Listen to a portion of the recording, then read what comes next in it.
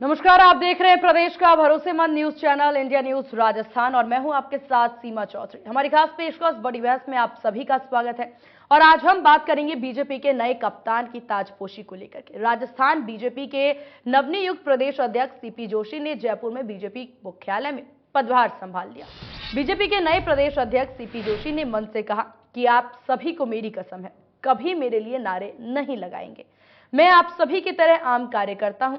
Party को किसी कार्यकर्ता को जिम्मेदारी देनी थी, इसलिए मुझे अध्यक्ष बनाया गया।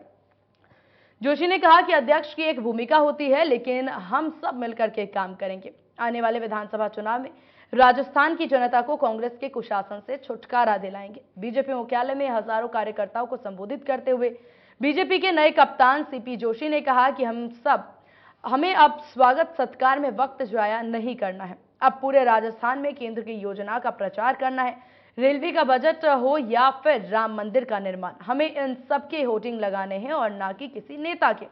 उन्होंने कहा कि राजस्थान में कांग्रेस के राज में आज किसान खून के आंसू रो रहा है, युवा बेरोजगार परेशान है, अपराध बढ़ रहे हैं।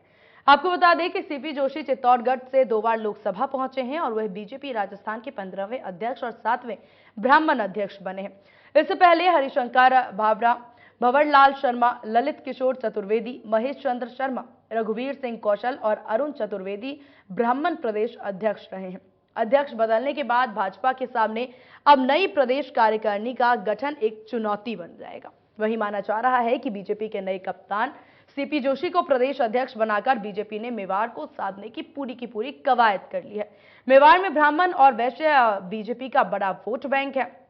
उदयपुर से विधायक रहे गुलाबचंद कटारिया को असम का राज्यपाल बनाए जाने के बाद मेवाड़ में बीजेपी के पास कोई प्रभावी नेता नहीं रह गया था। ऐसे में जोशी को नई जिम्मेदारी देकर के बीजेपी ने इस बेल्ट में खुद को मजबूत बनाने का ये पूरा का पूरा प्रयास जो है वो अब कर दिया है।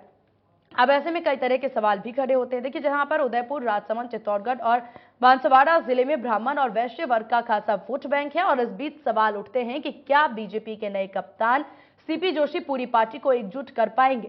सवाल यह भी कि क्या सीपी जोशी कांग्रेस को कड़ी टक्कर दे पाएंगे। पार्टी आला कमान ने जोशी पर जो दाव लगाया है उस पर वे कितना खरा उतर पाएंगे। क्या सीपी जोशी साल 2023 में होने वाले विधानसभा चुनाव में राजस्थान में कमल खिला पाएंगे। और सवाल यहां पर यह भी उठते हैं कि क्या अब कांग्रेस में भी प्रदेश स्तर पर कप्तान बदला जाएगा। कांग्रेस की नई प्लानिंग क्या रहेगी इसके बाद। आज की हमारी बड़ी बहस इसी मुद्दे पर केंद्रित रहेगी और चर्चा में हमारे साथ जयपुर स्टूडियो से कुछ खास मेहमान भी जुड़ेंगे।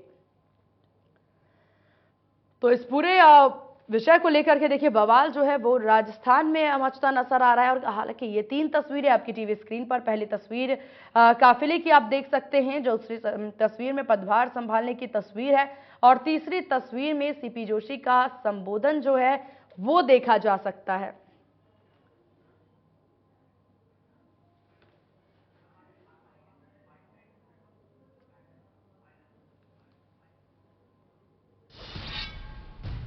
तो आज की बड़ी बहस का सिलसिला शुरू करेंगे, उससे पहले आपको ये बयान सुना देते हैं।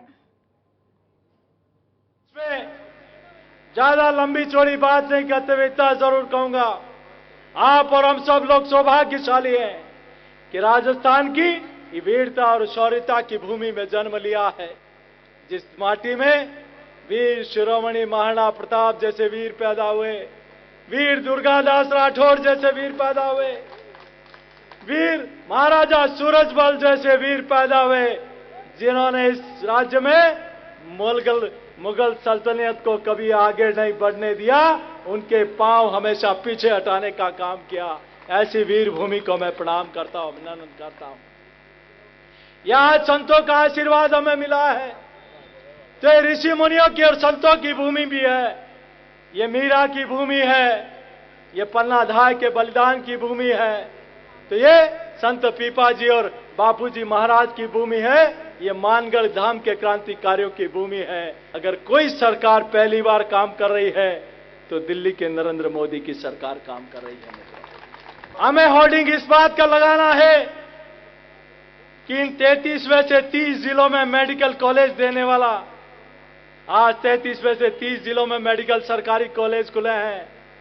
आज 15, 7, 22 और 23 मेडिकल कॉलेज देने वाला कोई सरकार है तो दिल्ली के नरेंद्र मोदी जी की सरकार है। आज देश नहीं दुनिया का सबसे बड़ा सांस्कृतिक केंद्र कोई बन रहा है तो अयोध्या में प्रभु श्री राम का भव्य मंदिर बन रहा है मित्रों। आज जब भी किसी जिले के प्रवास पे जाएं, जहां कश्मीर में पाकिस्तान और चीन के साथ जितने हमारे सैनिक शहीद नहीं हुए, उससे ज्यादा वहां की रक्षा में शहीद हो गए।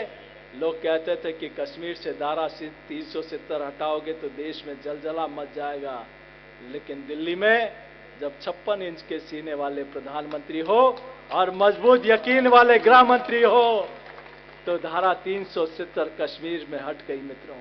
हमें होर्डिंग लगाना है इस बात का, हमें होर्डिंग लगाना है इस बात का कि आज गांव में कोई सामान्य स्कूल में स्कूल का कमरा भी बन रहा है तो दिल्ली के नरेंद्र मोदी जी की सरकार का है, और कोई पीएससी और सीएससी में भवन भी बन रहा है तो दिल्ली के नरेंद्र मोदी की सरकार का है। लेकिन अब मुझे विश्वास है कि सीपी जोशी अकेला नहीं, ये पूरे मंच का आशीर्वाद और मार्गदर्शन और आपका पूरा समर्थन हम इस 2023 के विधानसभा चुनाव में इस नकारा और बेकारा सरकार को उखाड़ के फेंकने का काम करेंगे। और ये कोई अकेला व्यक्ति नहीं कर सकता। 6 महीने का समय हमारे पास बचा है। आप सब लोग बैठे हैं, आप देवतुल्य कार्यकर्ता बैठे हैं, हम सब लोग मिलकर इस काम को आगे बढ़ाने का काम करेंगे। मुझे कहा गया कि कई लोग इस राजस्थान की नकारा सरकार के बारे में छोटी बातें करके गए। आज जन आक्रोश यात्रा आदरणीय अरुण सिंह जी का, आदरणीय सतीश जी भाई साहब का और आदरणीय चंद्रशेखर जी भाई साहब का धन्यवाद अर्पित करता हूं।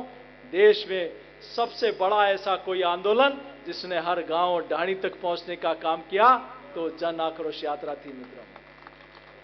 मेरा आप सबके चरणों में प्रार्थना है कि हमें ऐसी सरकार को उखाड़ फेंकना है जिस सरकार ने राजस्थान में युवाओं के साथ धोखा किया, उस सरकार को उखाड़ फेंकना है जिसने किसानों के साथ धोखा किया, उस सरकार को उखाड़ के फेंकना है जिस सरकार ने अभी बारिश ओलावृष्टि होने के बावजूद कोई गिरदावरी किसान के खेत पर नहीं कराई, किसान खून के आंसू रो रहा है।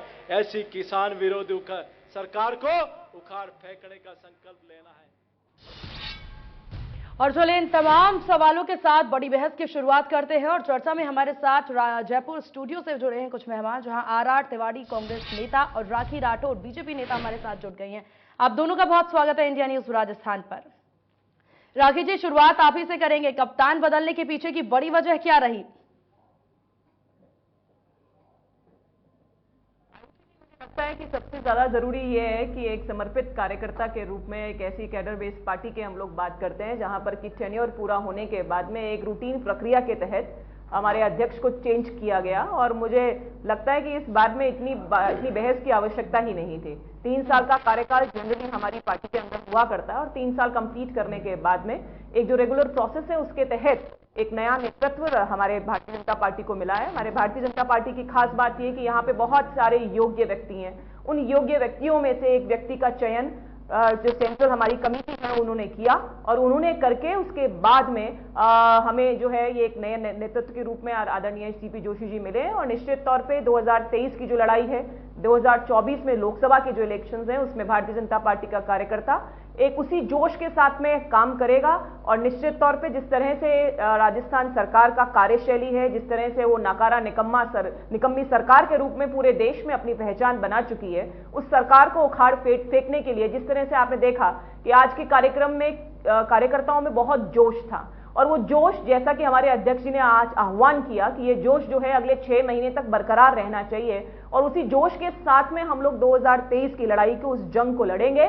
और निश्चित तौर पे 2023 के अंदर राजस्थान में एक बार फिर से कमल खिलेगा। तो एक सतत प्रक्रिया है, एक समर्पित कार्यकर्ता को इस पद पर लेकर आना, छोटे से कार्यकर्ता को इस पद पर लाना, ये सिर्फ भारतीय जनता पार्टी के अंदर पॉसिबल है जहां पे बहुत सारे योग्य व्यक्ति हैं, सबसे बड़ी बात, और उनमें से एक सही सिलेक्शन, एक सिलेक्शन करना सेंट्रल नेतृत्व द्वारा और यहाँ पे कार्यकर्ताओं द्वारा उनका इतना बड़ा स्वागत, भव्य स्वागत किया गया। एक जोश का संचार निश्चित तौर पे हमारी भारतीय जनता पार्टी में हुआ है। और देखिए, खास बात देखिए, आज के कार्यक्रम में जो पुराने हमारे अध्यक्ष थे वो भी उपस्थित थे, उन्होंने बताया कि 3 साल में क्या काम किया। और मुझे लगता है किसी भी ऑर्गेनाइजेशन के अंदर ये बहुत इंपॉर्टेंट है कि जो पिछला काम है उसका भी रिपोर्ट कार्ड पेश किया जाए और किस तरह से एक पॉजिटिव माहौल के अंदर ये पूरा कार्यक्रम हुआ। उन्होंने अपने पिछले 3.5 साल के कार्यकाल के बारे में बताया, उन्होंने कार्यकर्ताओं को धन्यवाद दिया, किस तरह से चरण स्पर्श करके उनको प्रणाम करते हुए अपनी उद्बोधन की समाप्ति की। हर कार्यकर्ता इससे बहुत महसूस कर रहा है, महसूस करता है कार्यकर्ताओं की कितनी वक्त जो है, कितनी वैल्यू जो है पॉजिटिव आयोजन के लिए। मैं तो धन्यवाद देना चाहूंगी सभी कार्यकर्ताओं को जिन्होंने आज इस कार्यक्रम को सफल बनाया और 2023 के लिए जिस तरह से हमारे अध्यक्ष जी ने आह्वान किया, हम सब लोग मिलकर के उस जंग को लड़ेंगे और निश्चित तौर पे विजयश्री हासिल करेंगे। चलिए ठीक है, इस बारे में और भी जानकारी आपसे लेंगे। हालांकि आर तिवारी जी लगातार आपकी बातें ध्यान से सुनते नजर आ रहे हैं। तिवारी जी, कांग्रेस क्या रणनीति बनाती नजर आएगी आप, क्योंकि खासा जरूरत कांग्रेस को?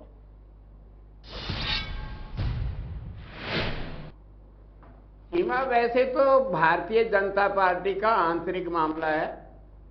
किसी भी दल में किसको आप अध्यक्ष बनाएंगे, किसको हटाएंगे, ये इनका आंतरिक मामला। लेकिन मैं राखी राठौड़ के माध्यम से तमाम दर्शक जो इंडिया न्यूज के हैं उनको मैं बताना चाहता हूं कि राजस्थान के 1956 में बनने के बाद सीपी जोशी जी जो चित्तौड़गढ़ से सांसद हैं दूसरी बार, उनका राजनीतिक जीवन भारतीय राष्ट्रीय कांग्रेस की छात्र इकाई से शुरू हुआ। 1994, 95, 96 में ये महाविद्यालय के उपाध्यक्ष निर्वाचित हुए एनएसयूआई के बैनर पे, अध्यक्ष निर्वाचित हुए एनएसयूआई के बैनर पे।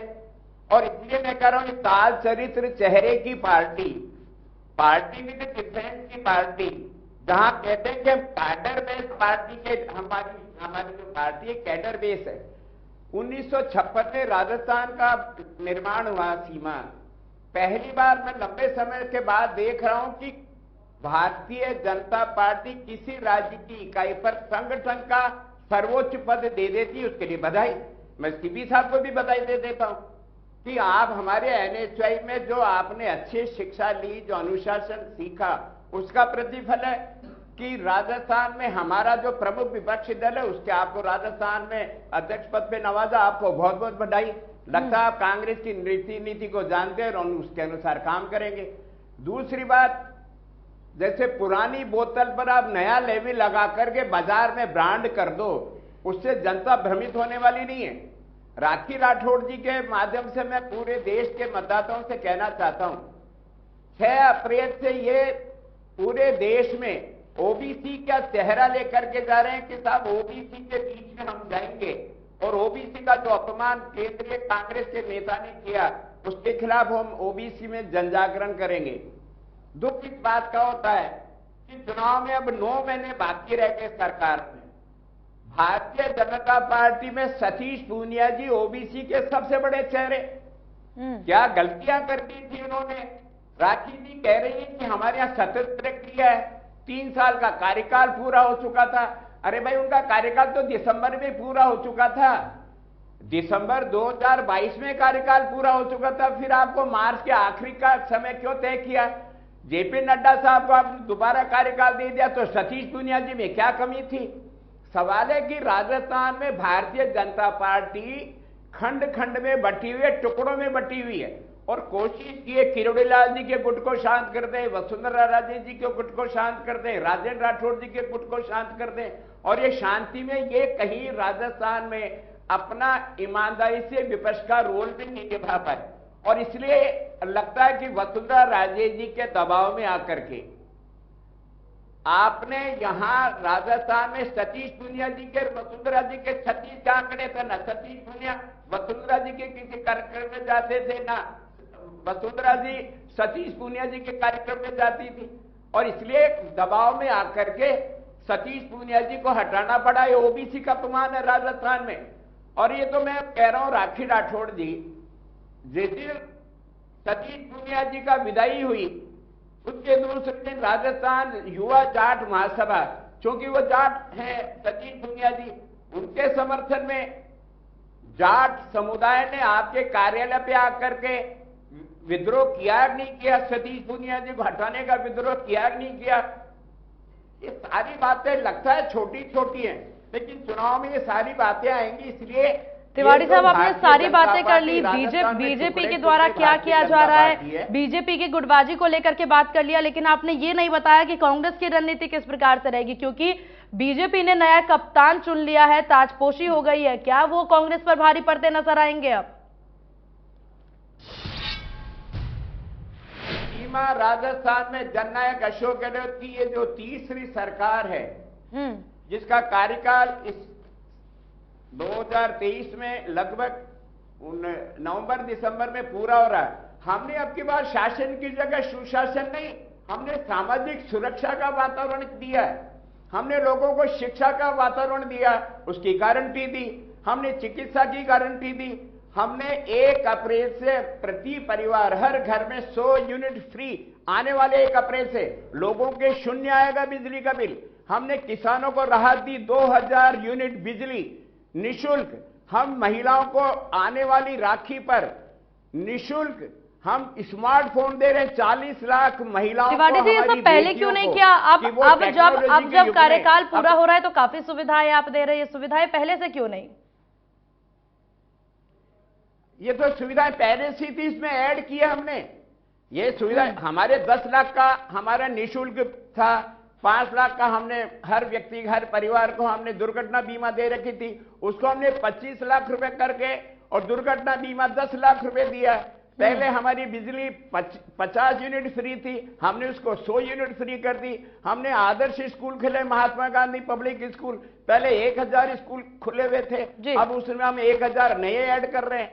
पहले महिलाओं को हम कीमत 30% हम उनको छूट देते थे राजस्थान की रोडवेज की यात्रा में, अब हम 1 अप्रैल से उनका आधा किराया कर रहे हैं। तो छूट तो थी, हम सुविधा को बढ़ा रहे हैं। इस देश में महंगाई का जो वातावरण भारतीय जनता पार्टी की केंद्रीय सरकार ने किया है, उसको हम कम करना चाहते हैं। हमारे हाथ में आरबीआई तो है नहीं कि हम कहीं से पैसा ला करके, हम जो बढ़ा हुआ जो पैसा है, जैसा इन्होंने डीजल पे बढ़ाया सीमा, पेट्रोल पे बढ़ाया, गैस सिलेंडर पे बढ़ाया, हम आम आदमी की वो जो महंगाई की दौर है उसको हम कैसे कम कर सकते हैं, उसको कैसे नीचे ला सकते हैं। और फिर कह रहा हूं, उज्ज्वला योजना में जो देश के प्रधानमंत्री जी का बड़ा एक दाव था कि हम निःशुल्क सिलेंडर दे रहे हैं, आपने उसको निःशुल्क सिलेंडर तो दे दिया, लेकिन कीमत तो आपने बढ़ा दी। 1150 रुपए का गैस का सिलेंडर मेरी मां बहन कैसे खरीदती है, ये तो हम जानते हैं। आज जो राजस्थान में 77 लाख ऐसे परिवार हैं जो उज्ज्वला योजना से जुड़े हुए हैं, उनके गैस के सिलेंडरों पर तो लकड़ी का ढेर रहता है या कपड़े सूखते हैं। जननायक अशोक गहलोत ने कहा कि मैं आपको 1 अप्रैल से 500 रुपए में पूरा गैस का सिलेंडर। चलिए ठीक है तिवारी जी, आपके पास वापस लौटेंगे। कम है क्या? इसलिए हम इन योजनाओं के भरोसे हम जीत करके आएंगे। चलिए ठीक है, आपके पास वापस लौटेंगे।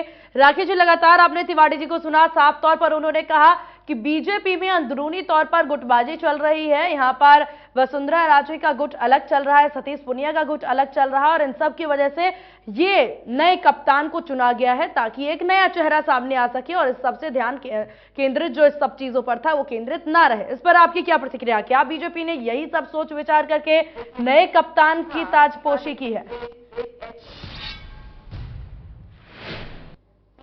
पार्टी के प्रतिनिधि ये बात कह रहे हैं जिनकी लड़ाई जो है वो सड़क पर है, आपस में किस तरह के शब्दों का प्रयोग इनके नेता करते हैं। हमने जब भी देखा पूरे 4-4.5 साल से राजस्थान इस दंश को झेल रहा है कि जो रूलिंग पार्टी है उनके बीच में आपस में कोऑर्डिनेशन की कमी है, आपस में उनके बीच में सामंजस्य नहीं है।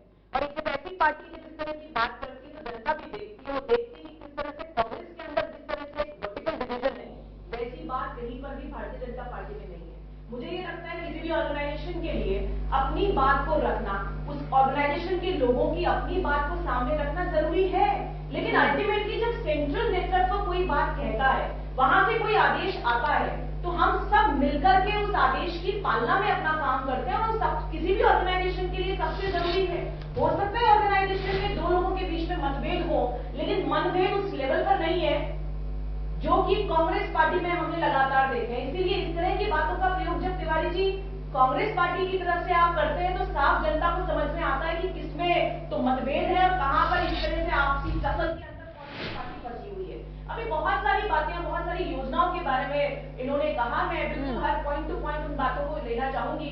एक बात आपने देखा कि तिवारी जी ने मानी ये बात कि जिन बातों की चर्चा उन्होंने भारतीय जनता पार्टी के लिए की, उन्होंने कहा कि ये सब बातें तो छोटी छोटी बातें हैं। ये मान रहे हैं इस बात को कि किसी भी ऑर्गेनाइजेशन के लिए छोटी बात है। मुख्य बात यह है कि हमारा सेंट्रल लीडरशिप इतना स्ट्रांग है कि वहां से कही हुई बात को यहाँ पर किसी भी नेता, कोई भी नेता नहीं है, और सब मिलजुल कर एकजुट होकर उसको इंप्लीमेंट करने में लगातार लग जाते हैं। अभी भी इन्होंने कहा कि हम 40 लाख महिलाओं को फोन देंगे। याद दिला दूं मैं सीमा इनको, इनके मुख्यमंत्री ने कितनी बार जाकर के लगातार, हमारे मुख्यमंत्री जी ने राजस्थान के अंदर ये कहा है कि हम 1,35,00,000 महिलाओं को फोन देंगे। आगे ना 40 लाख के ऊपर। अब ये पहले चिप नहीं थी तो बिना किसी तैयारी के योजना क्यों बना लेते हैं? और ये तो सिर्फ एक योजना की बात नहीं है, मैं बाकी योजनाओं के बारे में भी बताती हूँ कि क्या धरातल तो होगा। अब कह रहे हैं 40 लाख महिलाओं को हम लोग फोन देंगे, 1,35,00,000 तो नहीं, यानी अपनी बात पे मुकर जाना है, सरकार की खास बात है। अभी लगातार कर रहे थे। सीमा इनसे पूछो कि 1 अप्रैल से लेकर जो एक्स्ट्रा सरचार्ज लगाया जाएगा उसका क्या होगा? आप महंगाई की बात करते हैं, लेकिन अफसोस है कि सबसे महंगी बिजली हमारे राजस्थान में मिलती है और लगातार 2-2.5 सालों से आप देख रहे हैं कि जब सबसे ज्यादा जरूरत होती है। अभी मौसम थोड़ा ठंडा है, लेकिन जैसे ही अप्रैल, मई, जून आएगा, यहाँ पे बिजली की क्राइसिस हो जाती है, अवेलेबिलिटी नहीं होती है। यहाँ तक कि डिस्ट्रिक्ट लेवल पर भी कटौतियां शुरू हो जाती हैं। तो ये मिसमैनेजमेंट है सरकार का। हमें फ्री बिजली तो तब दोगे जब प्रोडक्शन पूरा हो जाएगा, वो प्रोडक्शन कभी कंप्लीट होता नहीं है। आप किसानों को बिजली के बारे में तो आपने पहले भी बहुत सारे वादे किए थे कि हम दिन में बिजली देंगे, लेकिन सर्दियों में हमने देखा कि किसानों को रात को बिजली मिली। इसकी इम्प्लीमेंटेशन का एक बहुत बड़ा प्रॉब्लम है। रोडवेज की यात्राओं की बात हो रही थी सीमा, अभी रोडवेज की यात्राएं तब करवाएंगे ना जब आपकी कंडम जो बसें हैं उनको रिप्लेसमेंट कर देंगे। मैं बताऊं, जयपुर के अंदर भी अभी 300 से ऊपर जो गाड़ियां हैं, जो बसेस हैं, वो 1 तारीख से कंडम में जा रही हैं। बसेस अवेलेबल नहीं होगी। कल परसों ही अखबार में न्यूज देखी कि बच्चे इस बात से टेंशन में है कि मैं कौन से रूट से अपनी बस को पकड़ूंगा, 1 तारीख से मुझे अगर कॉलेज जाना है, उसका क्या टाइम होगा। तो मेरी तो आप लोगों से, सरकार से ये निवेदन है कि महिलाओं को जो आप फ्री व्यवस्था दे रहे हैं उसके लिए सबसे पहले बेसिक इंफ्रास्ट्रक्चर को बढ़ाने की जरूरत है। ये लगातार ये कहते हैं कि चिरंजीवी योजना हो चाहे इंश्योरेंस की योजना, आप देखो ग्राउंड पे इंप्लीमेंट कहां हो रहा है।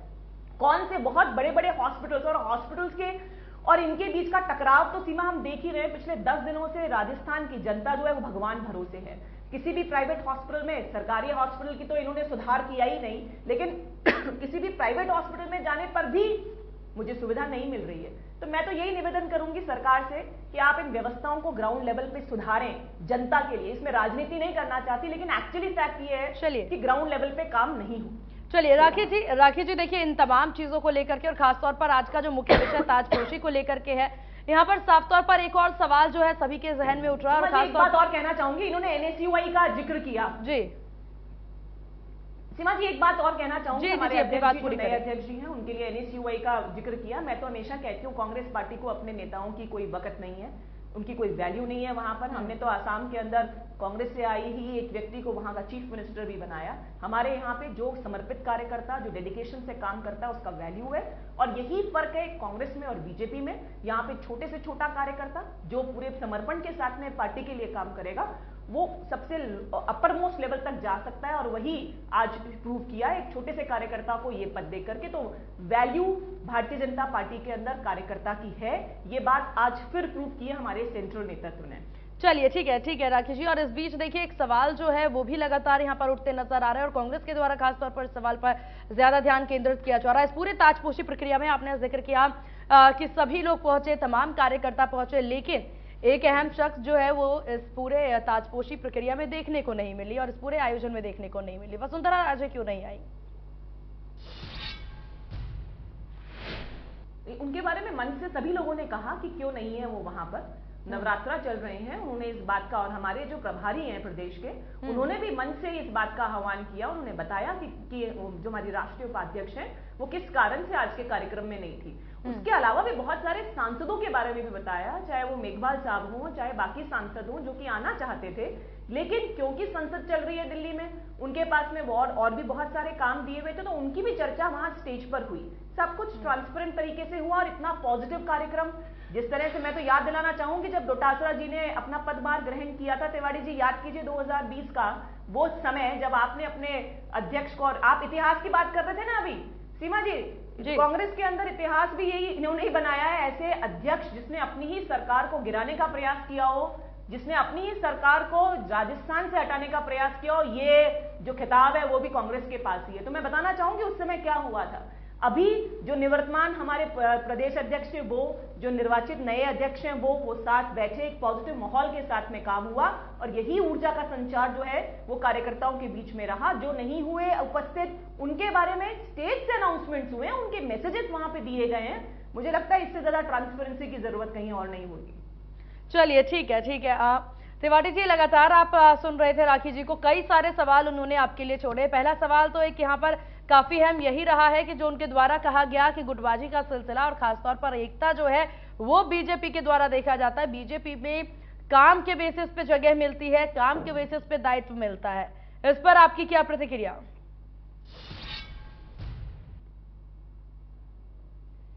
सीमा बोल नहीं पा रही है राखी।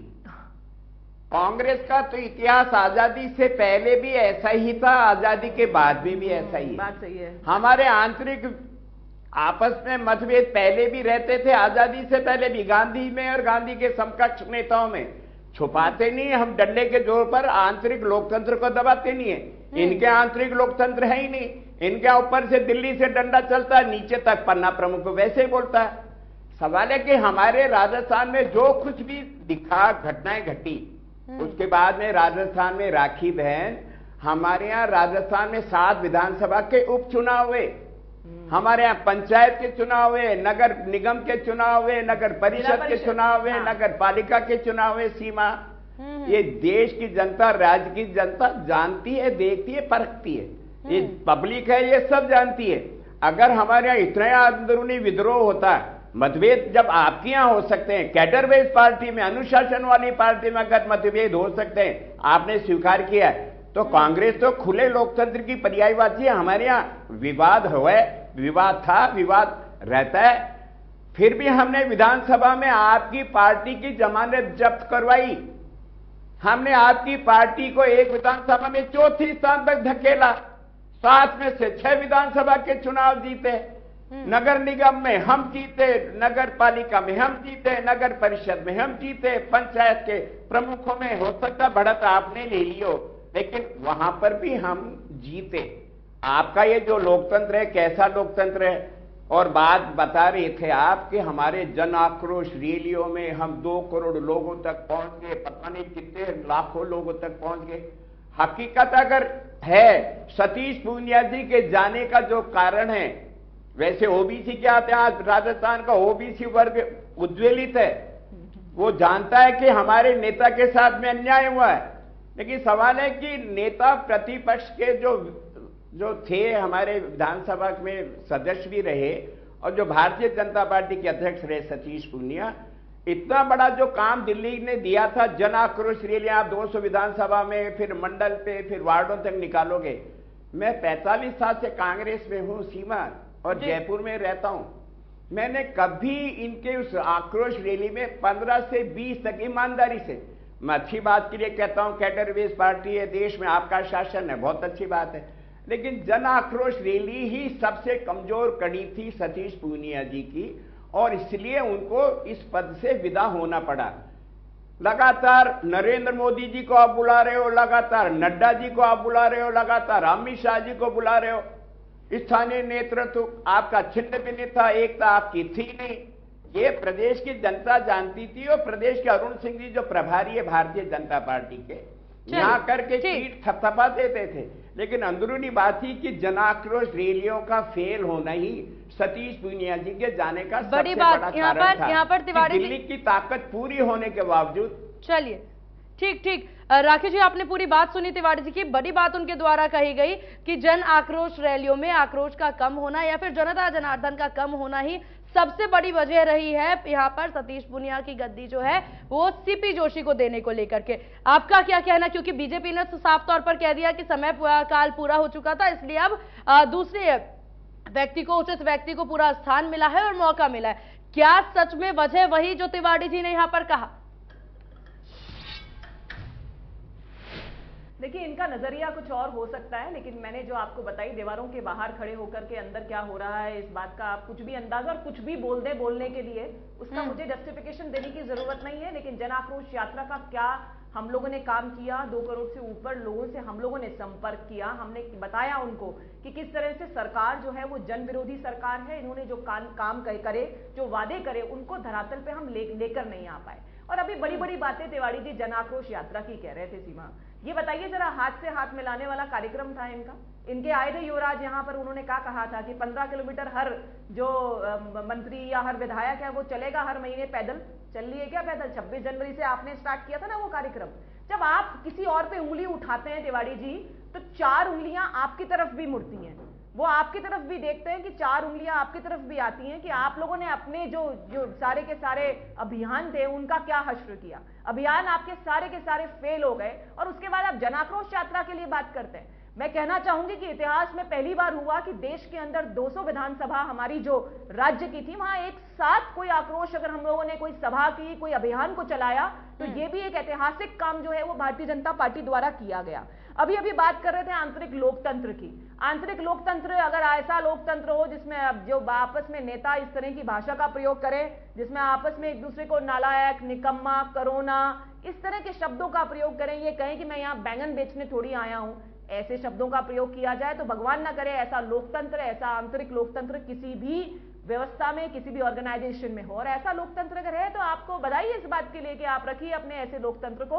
मुझे लगता है, मैं फिर उसी बात को रिपीट करूंगी कि हो सकता है व्यूज अलग अलग हो किसी बात के लिए हर जने के, किसी भी ऑर्गेनाइजेशन में, लेकिन अल्टीमेटली जो कोर कमेटी डिसाइड करे उस पर इंप्लीमेंट करना, उस पर काम करना और उस पर लगातार काम करते हुए उसको सक्सेसफुल करना, ये काम भारतीय जनता पार्टी का कार्यकर्ता, एक समर्पित कार्यकर्ता और अनुशासन वाला कार्यकर्ता करता है, और जो हमेशा करता रहा भी है और करता भी रहेगा। चाहे कांग्रेस कोई भी बातें कहे, लेकिन जनता के सामने है कि किस तरह का लोकतंत्र इनके यहाँ पर है, किस तरह से इनकी बीच की गुटबाजी इतने बड़े लेवल पर आती है कि आपस में एक दूसरे पर एफआईआर दर्ज हो रही हैं। हमने देखा कि हमारे मंत्री जो है, आप बताइए, गृह मंत्री की परमिशन के बिना किसी मंत्री पे एफआईआर दर्ज हो सकती है क्या? लेकिन दर्ज हुई।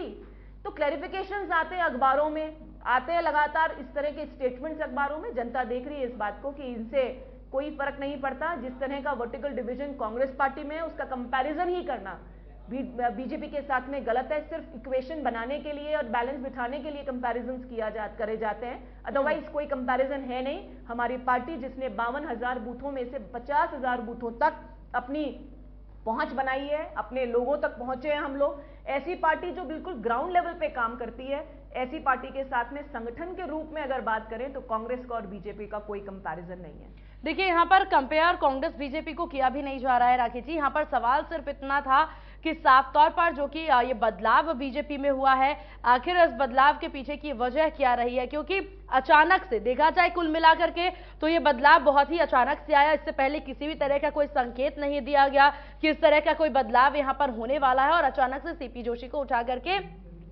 यहाँ पर सतीश पूनिया की जगह पर बिठा दिया जाता है, जिसके बाद कई सारे सवाल खड़े हो जाते हैं, सबके मन में कई सारे विचार आने शुरू हो जाते हैं, जिसको दूर करने का काम बीजेपी का जरूर है।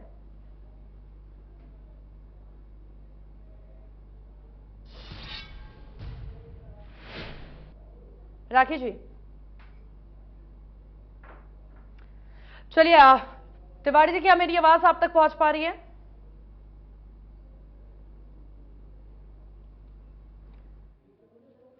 क्या मेरी आवाज आप लोगों तक पहुंच पा रही है?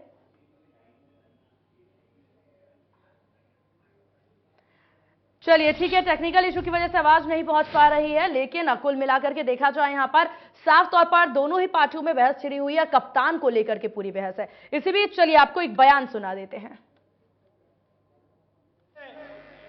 ज्यादा लंबी चौड़ी बात नहीं करते हुए इतना जरूर कहूंगा, आप और हम सब लोग सौभाग्यशाली हैं कि राजस्थान की वीरता और शौर्यता की भूमि में जन्म लिया है, जिस माटी में वीर शिरोमणि महाराणा प्रताप जैसे वीर पैदा हुए, वीर दुर्गादास राठौर जैसे वीर पैदा हुए, वीर महाराजा सूरजमल जैसे वीर पैदा हुए, जिन्होंने इस राज्य में मुगल सल्तनत को कभी आगे नहीं बढ़ने दिया, उनके पांव हमेशा पीछे हटाने का काम किया। ऐसी वीर भूमि को मैं प्रणाम करता हूं, अभिनंदन करता हूं। यहां संतों का आशीर्वाद हमें मिला है। तो ये ऋषि मुनियों की और संतों की भूमि भी है, ये मीरा की भूमि है, ये पन्ना धाय के बलिदान की भूमि है।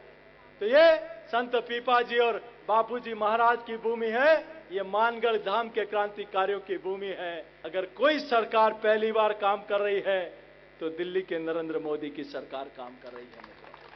हमें होर्डिंग इस बात का लगाना है कि इन 33 में से 30 जिलों में मेडिकल कॉलेज देने वाला, आज 33 में से 30 जिलों में मेडिकल सरकारी कॉलेज खुले हैं। आज 15, 7, 22 और 23 मेडिकल कॉलेज देने वाला कोई सरकार है तो दिल्ली के नरेंद्र मोदी जी की सरकार है। आज देश नहीं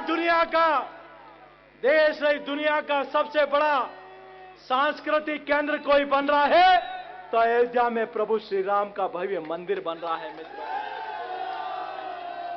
आज जब भी किसी जिले के प्रवास पे जाएं, जहां कश्मीर में पाकिस्तान और चीन के साथ जितने हमारे सैनिक शहीद नहीं हुए, उससे ज्यादा वहां की रक्षा में शहीद हो गए। लोग कहते थे कि कश्मीर से धारा 370 हटाओगे तो देश में जलजला मच जाएगा, लेकिन दिल्ली में जब 56 इंच के सीने वाले प्रधानमंत्री हो और मजबूत यकीन वाले गृह मंत्री हो तो धारा 370 कश्मीर में हट गई। मित्रों, हमें होर्डिंग लगाना है इस बात का, हमें होर्डिंग लगाना है इस बात का कि आज गांव में कोई सामान्य स्कूल का कमरा भी बन रहा है तो दिल्ली के नरेंद्र मोदी जी की सरकार का है, और कोई पीएससी और सीएससी में भवन भी बन रहा है तो दिल्ली के नरेंद्र मोदी की सरकार का है। लेकिन मुझे विश्वास है कि सीपी जोशी अकेला नहीं, ये पूरे मंच का आशीर्वाद और मार्गदर्शन और आपका पूरा समर्थन हम इस 2023 के विधानसभा चुनाव में इस नकारा और बेकारा सरकार को उखाड़ के फेंकने का काम करेंगे। और ये कोई अकेला व्यक्ति नहीं कर सकता। 6 महीने का समय हमारे पास बचा है। आप सब लोग बैठे हैं, आप देवतुल्य कार्यकर्ता बैठे हैं, हम सब लोग मिलकर इस काम को आगे बढ़ाने का काम करेंगे। मुझे कहा गया कि कई लोग इस राजस्थान की नकारा सरकार के बारे में छोटी बातें करके गए। आज जन आक्रोश यात्रा आदरणीय अरुण सिंह जी का, आदरणीय सतीश जी भाई साहब का और आदरणीय चंद्रशेखर जी भाई साहब का धन्यवाद अर्पित करता हूं। देश में सबसे बड़ा ऐसा कोई आंदोलन जिसने हर गांव और ढाणी तक पहुंचने का काम किया तो जन आक्रोश यात्रा थी। मित्रों, मेरा आप सबके चरणों में प्रार्थना है कि हमें ऐसी सरकार को उखाड़ फेंकना है जिस सरकार ने राजस्थान में युवाओं के साथ धोखा किया, उस सरकार को उखाड़ फेंकना है जिसने किसानों के साथ धोखा किया, उस सरकार को उखाड़ के। तो यहां पर कुल मिलाकर के हमने सुना किस प्रकार से बीजेपी के द्वारा कप्तान बदल दिया गया है और उसके बाद अब सभी की निगाहें जो हैं वो तिवारी जी देखिए कांग्रेस पर टिकी हुई है कि आखिर कांग्रेस में क्या कुछ बदलाव जो है वो देखने को मिलेगा। क्या कांग्रेस के द्वारा भी कप्तान में या फिर पूरी की पूरी रणनीति में कुछ बदलाव देखने को मिलेगा?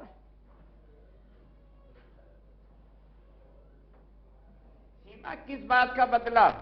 सवाल है कि काम के भरोसे जीतने की बात कर रहे हैं हम। नेतृत्व अब ये तो कहते हैं हमारे यहां तो चुनाव होता है। अरे भाई, अचानक सीपी जोशी ने किसको चुना? वोट डाले क्या आपके यहां? सतीश पूनिया जी को आपने वोट के माध्यम से चुनाव करवाया था क्या? ये चाल चरित्र, चेहरा और पार्टी भी डिफरेंस है। कांग्रेस पे उंगली उठाने वाले कि कांग्रेस में एक परिवार का राज है, कांग्रेस में गांधी परिवार के बाद में कोई अध्यक्ष नहीं बन सकता। हमने पूरे देश और दुनिया को दिखाया मल्लिकार्जुन खड़गे देश के वरिष्ठतम नेता, संसदीय कार्य को जानने वाले, हमने वोट के माध्यम से चुना या नहीं चुना? आप यहाँ नड्डा जी का कार्यकाल बढ़ा दिया, चुनाव के माध्यम से बढ़ाया क्या?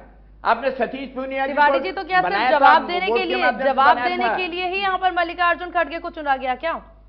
ये साबित करने के लिए कि परिवार की राजनीति नहीं है, सिर्फ यही जवाब देने के लिए या फिर वजह कुछ और? जो मैं कह रहा हूं, अभी जो राखी कहती है कि हम दूसरों की आलोचना करते हैं, ये लगातार कांग्रेस के अंदरूनी मामलों में बोलते रहते थे पूरा देश कि कांग्रेस में आंतरिक चुनाव नहीं होते। हमने चुनाव करके देश को बताया कि कांग्रेस वास्तव में लोकतांत्रिक वाली पार्टी है, यहां डंडा नहीं चलता। और फिर सीपी साहब को आपने बना तो दिया राखी। राजस्थान की 200 विधानसभा क्षेत्र को जानते हैं क्या सीपी जोशी? 2 बार सांसद बने। और मैं आपसे कह रहा हूं सीमा चौधरी जी, राजस्थान की पूरी भौगोलिक स्थिति को नहीं जानते। सतीश पूनिया जी के साथ में ये तो था कि उन्होंने 2.5-3 साल में राजस्थान के हर जिले में अधिकतर भूभाग को उन्होंने अपने कार्यक्रमों से जोड़ा, कोशिश करी, वो सफल हुए असफल हुए ये तो ये जाने। पर सवाल है कि आने वाले 6 महीने में वो जिला स्तर पे जा पाएंगे क्या? कार्यकर्ता से उनका तालमेल ही नहीं है, वो कभी संगठन में थे ही नहीं। लोकल कार्यकर्ता उनको जानता नहीं। दिल्ली से आपने भेज दिया, साफा पहना दिया। स्वागत तो आपको करना ही पड़ेगा, नया अध्यक्ष बना, जाना पड़ेगा, शक्ल दिखानी पड़ेगी, नई कार्यकारिणी बनेगी, जिला स्तर पे होगी, तो उनका स्वागत तो बैंड बाजे से होना है, वो तो हर अध्यक्ष का होगा। लेकिन सवाल है क्या वो राजस्थान के पूरे 200 विधानसभा क्षेत्रों को जानते हैं? कभी गए हैं, कभी मंडल स्तर पे गए हैं, कभी कार्यकर्ताओं से उनका संवाद है। जयपुर के शहर के भारतीय जनता पार्टी के अध्यक्ष को भी वो जानते हैं क्या? राजधानी का उनका काम चित्तौड़ और दिल्ली से चित्तौड़। मैं कह रहा हूं भारतीय जनता पार्टी अपने अंदर जो आंतरिक मतभेद है उनके ऊपर एक लेबल लगा करके छुपाना चाहती है। अब मुख्यमंत्री की दौड़ में राखी राठौड़ क्या सीपी जोशी भी बन सकते हैं आपके मुख्यमंत्री। फिर गजेंद्र सिंह जी का क्या होगा? फिर महारानी वसुंधरा जी का क्या होगा? फिर सतीश पूनिया जी का क्या होगा? फिर किरोड़ी लाल जी का क्या होगा? फिर घनश्याम तिवारी जी को आपने आपकी पार्टी के खिलाफ चुनाव लड़वा करके आपको सत्ता से बाहर करने वाले को आपने राज्यसभा में भेज दिया। तो इनके मुख्यमंत्री बनने की दौड़ में भारतीय जनता पार्टी राजस्थान में बिखरी हुई है और केवल ऊपर से दिखाने के लिए, एकता के लिए, क्योंकि सीपी जोशी जी ने भगवान राम से तुलना कर दी हमारे देश के प्रधानमंत्री जी के। धन्य। और भगवान राम ने प्रसन्न होकर के इनको राजस्थान की टेरिटरी दे दी। जा तेरे नाम तो साफा पहन, दौरा कर, मेरा नाम का गुणगान करता रहे। आम आदमी जानता है, बीजेपी का कार्यकर्ता भी जानता है कि केवल और केवल अपनी कमियों को छुपाने के लिए आप सीपी जोशी को लाए। लेकिन फिर मैं कह रहा हूं, ओबीसी वर्ग का आपने जो अपमान किया है, जो काम कर रहे थे ढाणी ढाणी जो सतीश पूनिया गए, आज आप उनको हटा करके आप क्या देना चाहते हो? ये भारतीय जनता पार्टी कैडर वाली पार्टी है, आंतरिक मामला है। आपको बहुत बहुत धन्यवाद, आपने सीपी जोशी जी को बनाया, हम उनका स्वागत करते हैं। एनएसयूआई के हमारे छात्र नेता को आपने संगठन में सर्वोच्च पद दिया। वो कह रही थी कि हमारे यहाँ ऐसा होता है, हेमंत बिस्वा हमारा कांग्रेस का कार्यकर्ता आसाम का दूसरी बार मुख्यमंत्री बनता है। सीमा वो इसलिए बनता है कि जब तक वो कांग्रेस में थे घोटालों का एक इन्होंने चिट्ठा निकाला, बुकलेट निकाले थे, हेमंत बिस्वा बेईमान, हेमंत बिस्वा चोर, हेमंत बिस्वा डकैत, हेमंत बिस्वा पता नहीं कितने का आपराधिक मुकदमों में। और जिस दिन शरणम गच्छामी हुए, हेमंत बिस्वा देश के सबसे युवा प्रखर राष्ट्रभक्त राष्ट्र नेता हेमंत बिस्वा बन गए। तो ये इनके पास में वॉशिंग मशीन है, जो इनके साथ चल जाए वो देश का आदमी। चलिए ठीक है, भाजपा दलों में नेता रहे वो राष्ट्रद्रोही, वो बेईमान, वो चोर, उनके आईडी, उनके सीबीआई, उनके आईटी, इनके घर में घुस जाओ तो आपके सारे अपराध समाप्त। चलिए ठीक है तिवारी जी। राकेश जी, आपने लगातार यहाँ पर तिवारी जी को सुना। जब यहाँ पर कांग्रेस को सतीश पूनिया पर पूरा भरोसा था तो आखिर बीजेपी को भरोसा क्यों नहीं? क्या जोशी पर ज्यादा भरोसा और यहाँ पर पूनिया पर कम भरोसा बीजेपी को? देखिए, जिस तरह का कंसर्न अभी तिवारी जी ने दिखाया कि उनको ये नॉलेज नहीं है, वो नॉलेज नहीं है। मैं बताऊं, भारतीय जनता पार्टी फिर आपकी पार्टी से अलग है, आपकी सोच ऐसी होती है। और मैं फिर बताना चाहूंगी कि जब आपके प्रदेश अध्यक्ष आए, डोटासरा जी आए, उससे पहले जो प्रदेश अध्यक्ष थे कहीं नजर नहीं आते। और मुझे गर्व है ये कहते हुए कि आज जब स्टेज पे ये कार्यक्रम हो रहा था तो हमारे पुराने जितने भी प्रदेश अध्यक्ष थे, चाहे सतीश पूनिया जी हों, अशोक परनामी जी हों, महेश शर्मा जी हों, अरुण चतुर्वेदी जी हों, सब लोग वहीं थे। आप ये बात मानते हैं कि पूनिया जी ने ग्राउंड लेवल पे काम किया था? और पूनिया जी कहां जा रहे हैं? वो हमारी पार्टी के अभिन्न अंग हैं और वो लगातार 2023 तक काम करेंगे। उनकी रिकमेंडेशन लेकर के ही इनको बनाया गया, एक सतत प्रक्रिया है। आपकी तरह नहीं होता है कि उसको निकाल के नकारा निकम्मा बोल करके अपनी पार्टी से निकाल दिया जाए। देखिए, ये कांग्रेस की संस्कृति दिख रही है, ये दिख रही है कांग्रेस की संस्कृति। देखिए, बात ये है कि जो हमारा कार्यकर्ता है, जिसको जब जो दायित्व मिला वो अभी भी उसी पे है, अभी भी पार्टी के लिए आज भी पूनिया जी ने यह बात कहा कि अध्यक्ष रहूं ना रहूं लेकिन कार्यकर्ता के रूप में काम करूंगा। जो अध्यक्ष जी नए हैं उन्होंने भी यही बात कही कि कार्यकर्ता सबसे पहले हूं, कार्यकर्ता सबसे पहले हमारे यहां पर होता है। और पूनिया जी कहीं जा रहे हैं क्या? वो लगातार यहां पे काम करेंगे। उनका जो एक्सपीरियंस रहा, और मैं तो कह रही हूं पूनिया जी क्यों, उससे पहले भी अशोक परनामी जी हैं, अरुण चतुर्वेदी जी हैं, जो सीनियर लीडर्स हैं यहाँ के, ओम माथुर जी हैं, वो भी थे। तो इतने सारे प्रदेश अध्यक्ष आज के जब कार्यक्रम में उपस्थित थे, तो क्या ये शो नहीं करता कि उनका जो एक्सपीरियंस होगा, उनका जो काम करने का तजुर्बा रहा, वो पार्टी के लिए निश्चित तौर पे काम करेगा। और आपको इतनी चिंता करने की जरूरत नहीं है। संगठन में बदलाव की बात कर रहे थे, एक ऐसी पार्टी से बात कर रहे हो जिसे अभी 1.5 महीना तो अपने जिलाध्यक्ष मंडल अध्यक्ष बना लिए क्या पूरे आपके? अभी निर्वाचन हुआ है। ऐसी पार्टी जो सिर्फ हवा में है, धरातल पे जीरो है, वो किस बात के लिए क्लेम करती है और कैसे संगठन के बूते पर हमसे कंपैरिजन करती है? कंपैरेबल है ही नहीं सीमा, क्योंकि सिर्फ हवा में चलती हुई पार्टी है, इसके अलावा और कुछ नहीं।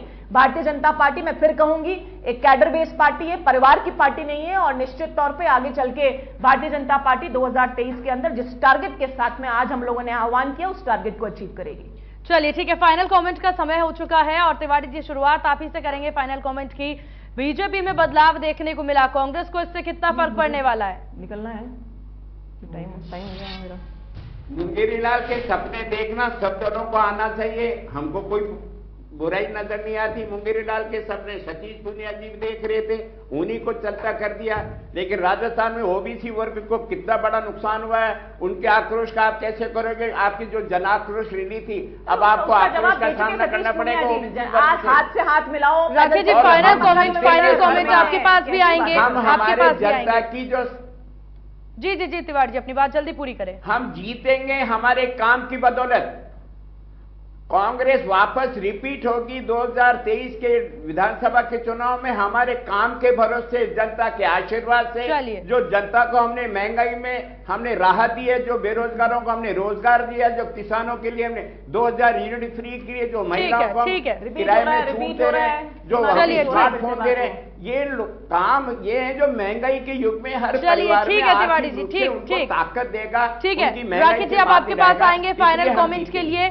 यहाँ पर जो बदलाव भाजपा में देखने को मिला, हालांकि क्या यहाँ पर एक सवाल ये भी उठता है कि कितनी साकार ये नई ताजपोशी रहेगी, और दूसरा सवाल आपसे ये भी, क्या सतीश पूनिया को कोई नई उपाधि मिलने वाली है? निश्चित तौर पे जिस तरह का उन्होंने दायित्व का निर्वहन किया है, उस हिसाब से उनको यथा जो उनकी क्वालिफिकेशन है उस हिसाब से सेंट्रल गवर्नमेंट जो है वो देगी। सेंट्रल जो हमारा नेतृत्व है वो उनको कोई ना कोई ऐसा दायित्व देगा। और दायित्व की बात नहीं है, देखिए भारतीय जनता पार्टी का कार्यकर्ता सिर्फ दायित्व आने पे काम नहीं करता है, उससे पहले उसके बाद भी काम करेगा, क्योंकि कार्यकर्ता सबसे ऊपर है। और आप जिस तरह की ऊर्जा की बात कर रहे हैं, आपने देखा यहाँ पर देखिएगा, आपके टीवी चैनल ने भी विजुअल्स दिखाए होंगे, जब किस तरह से कार्यकर्ता एक हुजूम जो है यहाँ पर इकट्ठा हुआ और जिस जोश के साथ में, और ऐसा लग रहा था सरकार चेंज हो गई।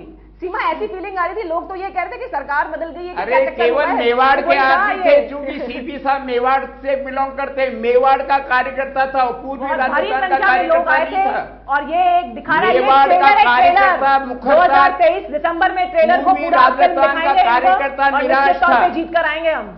चलिए ठीक है, आप दोनों का बहुत शुक्रिया इंडिया न्यूज राजस्थान को अपना कीमती वक्त देने के लिए और चर्चा में शामिल होने के लिए। तो बीजेपी और कांग्रेस दोनों पूरे जोश में नजर आ रही है।